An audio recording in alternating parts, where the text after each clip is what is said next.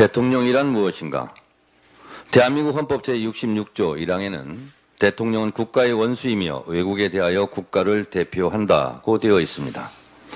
대통령 선거 때는 한 정당의 후보로 경쟁하지만 대통령 당선 이후에는 국가 전체의 이익과 국민 전체의 자유와 복리 증진의 의무가 주어집니다.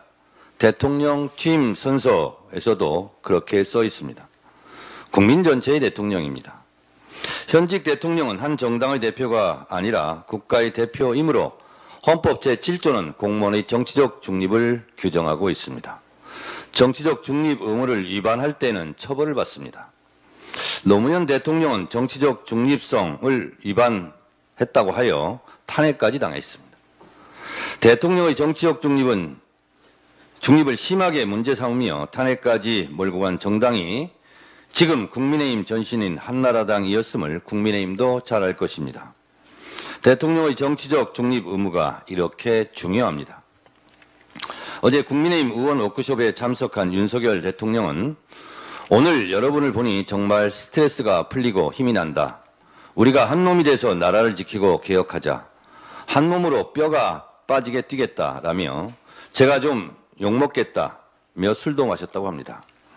술 마셨다고 욕은 안 하겠습니다만 대통령의 말 한마디 한마디가 천박하고 질 낮은 수준 이하입니다. 못 살겠다고 아우성인 국민들의 스트레스는 아랑곳하지 않고 정말 국민의힘 의원들을 보니 스트레스가 풀렸습니까? 김건희 특검에 이어 최상병 특검 재의결 시 부결표를 던져 일시적으로 해방감을 느껴 스트레스가 풀리셨습니까?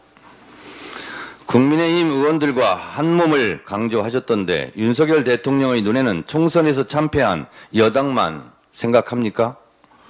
국민의힘 지지자보다 훨씬 더 많은 국민과 국민의힘 의석보다 훨씬 더 많은 의석수를 가진 야당은 눈에 안 보이십니까?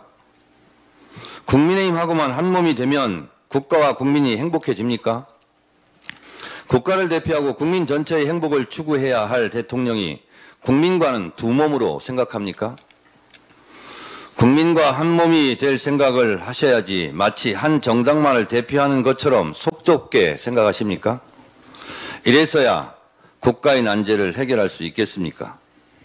여소야대 국민에서 그 흔한 야당과의 협치라는 말 한마디 없이 국민의힘과 한 몸이 돼서 뼈 빠지게 뛰면 정말 뼈 빠지고 뼈도 못 추릴 것 같습니다.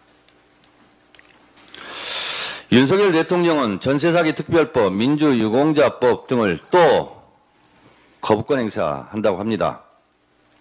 윤석열 대통령은 소수 여당인 국민의힘과 합의하지 않는 법률은 족족 거부권을 행사할 태세인데 그럼 총선은 왜 치릅니까? 헌법 제49조는 국회의 의사결정을 다수결로 한다고 규정하고 있습니다. 윤석열 대통령의 여야 미합의 시 거부권 행사 행위는 헌법 제49조 위반 아닙니까? 제22대 국회 임기가 시작되었습니다. 대통령 본인과 대통령 부인의 범죄 의혹을 파헤치려는 특검안을 대통령 본인이 거부권을 행사하는 권력 사유화는 22대 국회에서 반드시 저지하겠습니다. 끝을 보겠습니다. 민주당의 대통령 탄핵 언급에 국민의힘은 국가 전복 세력 자임한다며 비판하던데 노무현 대통령 탄핵에 앞장선 당이 국민의힘 할아버지 당이며 박근혜 대통령 탄핵에 동참한 당이 국민의힘 아버지 당을 명심하시기 바랍니다. 국민의힘은 국가 전복 세력의 후예라고 자임하고 고백하는 겁니까?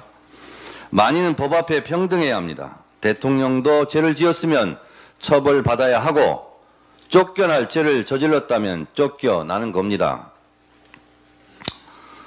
대통령의 정치적 중립성을 문제 삼으며 노무현 대통령을 탄핵했던 분들께 묻습니다. 정치적 중립성보다 훨씬 더 심한 본인 연루 의혹 사건 거부권 행사 권력 사유화는 어떻게 해야 되겠습니까? 이승만 대통령도 쫓겨나 망명까지 하지 않았습니까? 박근혜 대통령은 탄핵되고 감옥까지 가지 않았습니까? 박근혜 대통령을 감옥에 보낸 사람이 윤석열 검사 아니었습니까? 국민의힘은 윤석열 대통령과 한몸이 돼서 끝까지 윤석열을 지키십시오. 저는 국민과 한몸이 돼서 국민을 지키겠습니다.